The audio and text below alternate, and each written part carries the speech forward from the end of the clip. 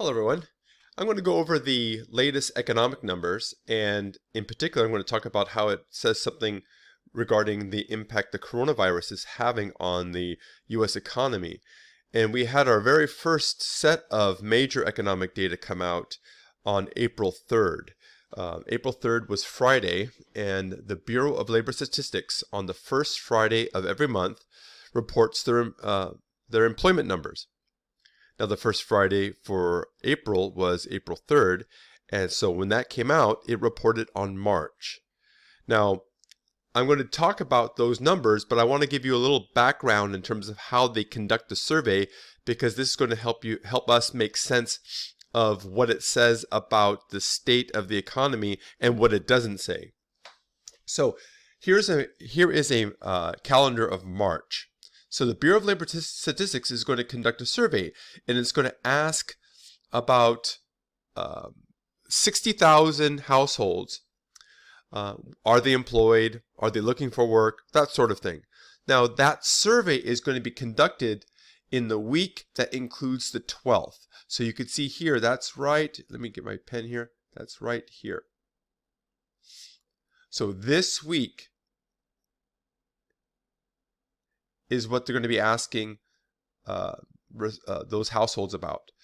Now, this is important because what they're trying to do is that basically what they're saying is they're going to do a survey, and they're going to ask people about this week, and they're going to make an assumption that this week is representative of the entire month. Now, the reason why I'm mentioning this is because the major shutdown of the U.S. economy in terms of the stay-at-home orders by cities and states, and the social distancing and the shutting down of restaurants and the things like that happened in the second half of March, this part, which means the survey week did not really ask people about their experiences during the time where people were losing their jobs. And that's a way of me saying that the March employment report understates the impact of the coronavirus shutdown in the United States. We're going to get the full impact when April numbers come out. So the first week in May is going to report on April, and that's going to say something significant in terms of what these shutdowns are doing when it comes to employment. So that being said, let's go to the report. Okay, so here we see some of the data. Now, the first thing I want to look at is the unemployment rate. Now, the unemployment rate, let me just get my pen ready to go here. So the unemployment rate right here, that's going to look at the number of unemployed people. So you got unemployed divided by the labor force. Now, the labor force are all of the employed and unemployed people. And we've had really record low unemployment rate. So prior to March, our unemployment rate was, I believe, at 3.6%. And that's an all-time low. And you could see it's coming down from the Great Recession in 2008 and 2009 from a high of 10%. So this was 10% right here, 10%. Let me make this a little darker color here, 10%. And that's where we were right here, 3.6%. And what happened was in March, it jumped to 4.4%. And that's what you see right here. That's 4.4%. Now, that's a pretty big jump. I think that's one of the largest one-month jumps on record. But again, keep in mind that this was based upon the survey that took place during the 12th of March, and most of the downturn happened after that. And I'm going to touch upon where this may go in April. Now, what I want to do is I want to scroll down a little bit,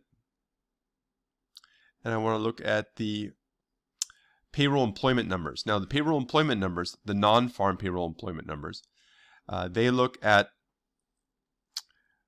how many jobs were created or lost on net. And you can see we've had a string of positive months. We've had a positive growth in job creation. When I say growth, I mean positive number of net jobs created since 2010. Continuous. That's pretty big.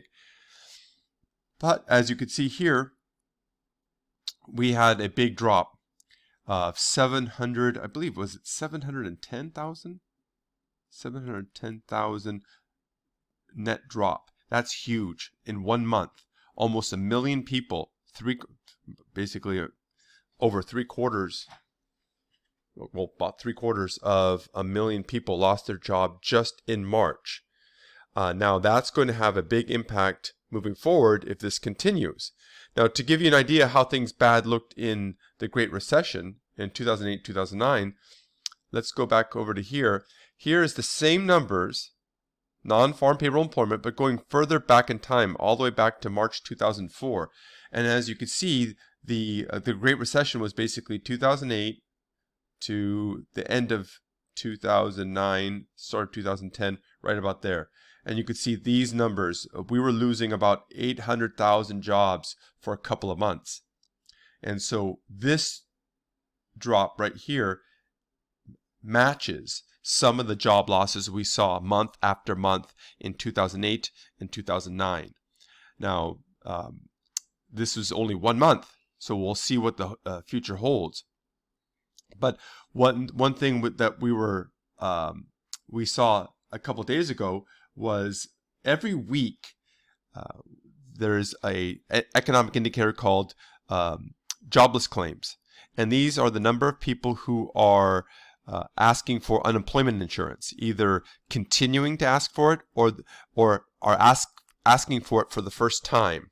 And what we saw over a 2-week period, remember this comes out every week, over a 2-week period, we had about 10 million new claims.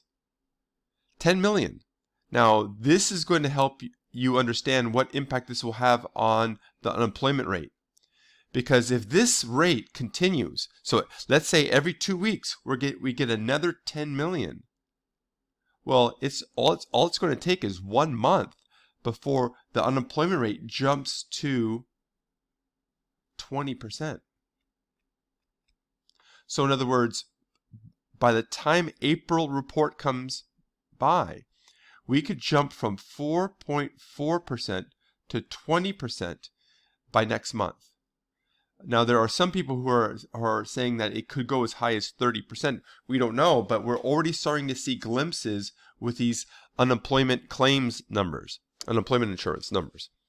So the situation is grim, and the report next month is going to give us a better understanding of what all these numbers mean. So this is going to definitely feed its way into the general economy. Now, the way you look at the general economy is you look at GDP, gross domestic product. Gross domestic product is going to measure the overall economy, economic activity, and when people lose their jobs, they purchase less. When they purchase less, we produce less, and that is impacted in GDP. We'll see how big that happens. Now, that comes out quarterly. So the first quarter was January, February, March, and that's going to come out at the end of April. We'll get the first glimpse at first quarter GDP. Now again, the full effect of this will not be impacted in the first quarter. It's going to be really the second quarter. So we're going to have to wait some time to see what that happens there, but we can make some estimates based upon the data that's been coming out. So let me know if you have any questions, comment below, and hopefully things are going to get better.